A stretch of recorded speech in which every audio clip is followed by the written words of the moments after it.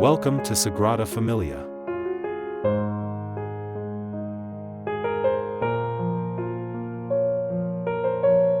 Is the largest unfinished Catholic church in the world.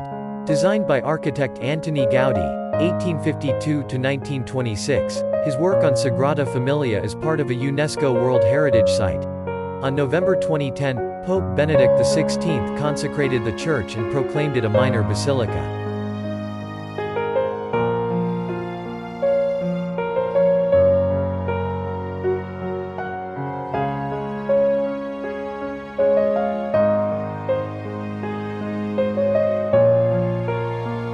Familia, art critic Rainer Zerbst said, "It is probably impossible to find a church building anything like it in the entire history of art," and Paul Goldberger describes it as the most extraordinary personal interpretation of Gothic architecture since the Middle Ages.